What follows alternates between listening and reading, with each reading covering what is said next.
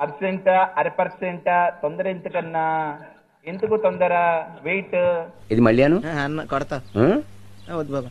175 కొట్టబోతా ఉన్నాం. అందుకే పెద్దలు చెప్తారు, పంది ఎంత బలిసినా నంది కాదు. అయ్యా పీకే, నువ్వు ఏమీ పీకలేవు. నువ్వు నన్ను తాకావా, నీకు చేరింది మరణం. అధికారంలో ఉన్నప్పుడు తొడలు కొట్టిన మాజీ మంత్రి అనిల్ కుమార్ వణికిపోతా ఉన్నాడు.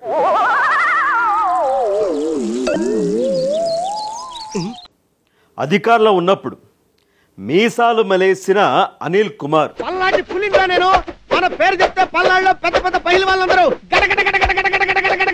ఆడిపోతుందిరా భయపడతా ఉన్నాడు.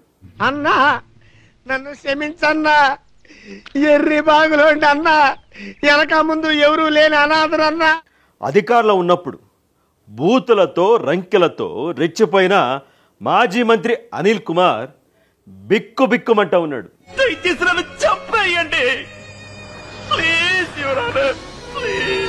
బిక్కు బిక్కుమంట గడుపుతా ఉన్నాడు. ఎక్కడ ఉన్నాడో కూడా అనిల్ కుమార్ తెలియని పరిస్థితి అయితే ఉంది.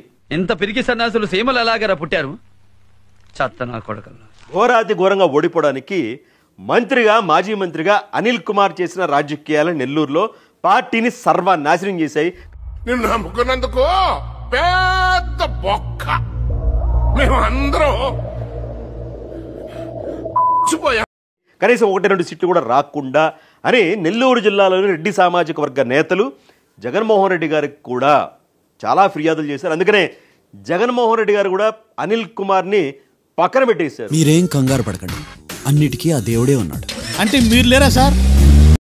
పూర్తిగా పక్కన పెట్టకుండా ఏదో ఉన్నాడు అంటే ఉన్నాడు అన్నట్టుగానే అనిల్ కుమార్ అంశంలో జగన్మోహన్ రెడ్డి గారు ఉంటున్నట్లుగా కూడా తెలుస్తూ ఉంది.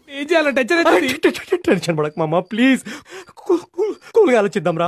సో ఇది మొత్తంగా నెల్లూరు రాజకీయాల్లో అనిల్ చేసిన బేబత్సం, ఆ పార్టీ సర్వనాశనానికి ప్రధాన కారణం కూడా. చెప్పరా, నీ వల్లనే మామ, నా వల్లనే నీకు ప్రాబ్లం అవుతుందంటే వెళ్ళిపోతారా ఇడికెచ్చి.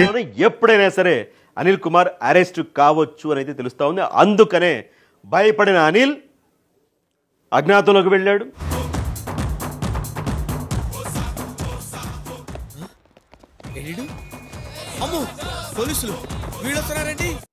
కోర్టును ఆశ్రయిస్తా ఉన్నాడు.